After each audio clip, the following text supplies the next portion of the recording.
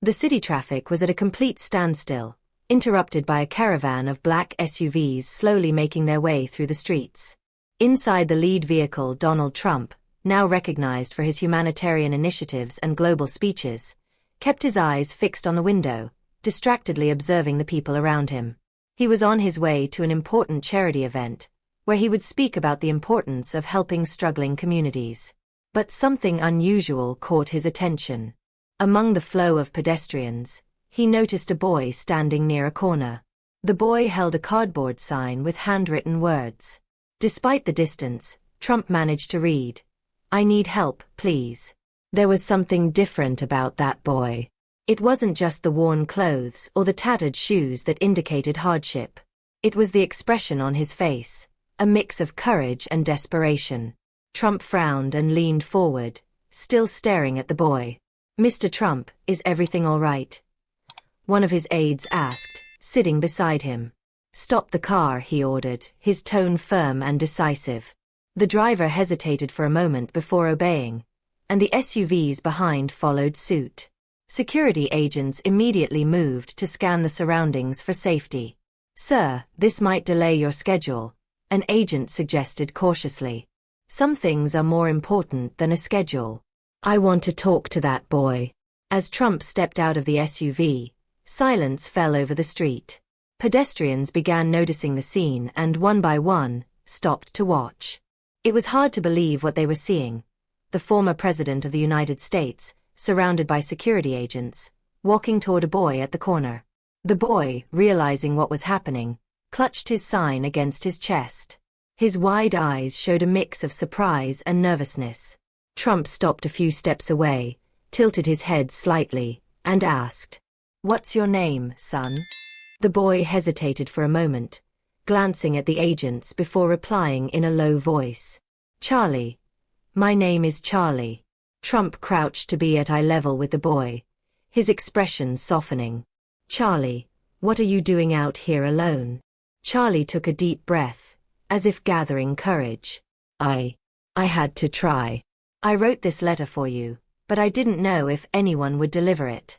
So, I decided to wait here. I knew you would pass by." Trump raised an eyebrow, intrigued. "A letter for me? Can I see it?" With trembling hands, Charlie handed over a crumpled envelope to Trump. As he opened it, a heavy silence fell. The words on the paper were hastily written but legible. The letter read, "Dear Mr. Trump, my dad always said you were someone who helped those in need. He was a firefighter and died saving lives. Since then, my mom and I have been trying to survive, but we lost our home. I don't want money. I just want my mom to smile again. Please help us." Trump closed his eyes for a moment, holding the paper tightly. He looked back at Charlie, who gazed at him with anticipation. "Where's your mom now?" Trump asked, his voice softer. "She's at a shelter, not too far from here." "She's not feeling well," Charlie replied, lowering his gaze. Trump stood up, adjusting his coat and turning to the agents. "We're going to the shelter. Now." The agents exchanged surprised glances but quickly began organizing the escort. "You're coming with me, Charlie." "Get in the car." Charlie looked at Trump, hesitating. "Really? Can I?" Trump nodded with a slight smile. "Of course. You had the courage to wait for me here. Now, I'll show you that you made the right choice."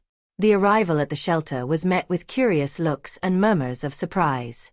As the SUV stopped in front of the worn-down building, Trump opened the door for Charlie. Security quickly surrounded the entrance, but Trump gestured with his hand, signaling them to stand down. He walked alongside Charlie into the shelter's hall.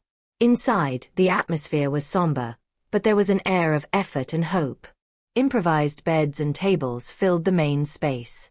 Volunteers moved around, delivering simple meals to families.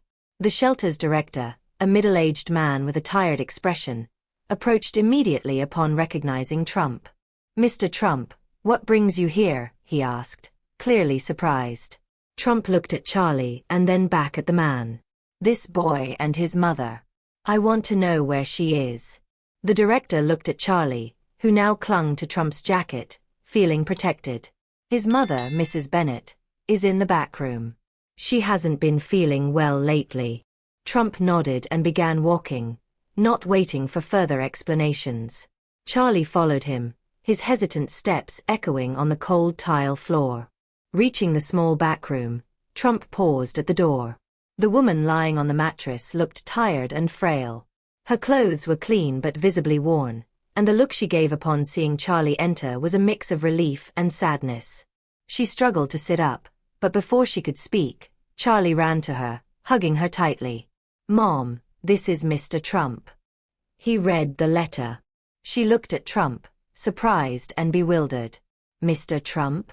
No. I can't believe it."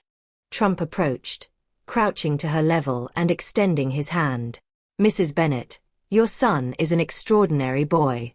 He brought your story to me, and now I'll make sure no one forgets what you're going through." Tears streamed down her face as she shook Trump's hand, too overwhelmed to express her gratitude.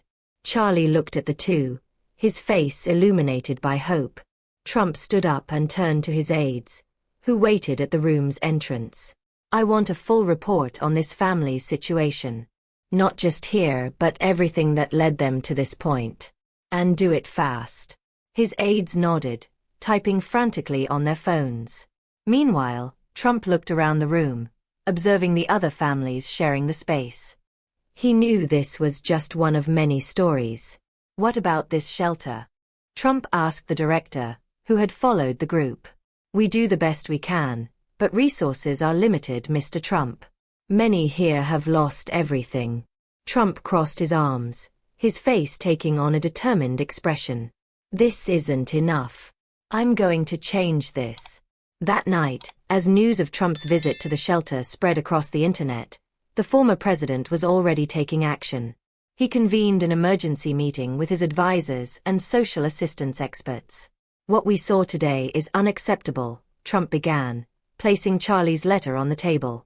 "This boy had the courage to ask for help, but how many others don't have that chance? We're going to create a program that reaches these people before they're forced to wait for miracles on the street." The room fell silent, but soon advisors began sharing ideas. One thing was clear: Trump was determined to act, and his personal involvement drew attention from all sides. In the following days, a surprising announcement shook the nation. Trump unveiled the Hope for All project, an initiative dedicated to providing immediate support to families in crisis, focusing especially on the homeless and veterans. He personally pledged millions of dollars to kickstart the project. The first step was to revisit the shelter where Trump met Charlie and his mother. Accompanied by a team of specialists and substantial donations, Trump aimed to transform the shelter into a model of how such places should operate. The work began immediately. The shelter was equipped with new beds, a modern kitchen, on-site healthcare services, and educational programs for children. It became a symbol of resilience and hope, inspiring a wave of donations and support nationwide.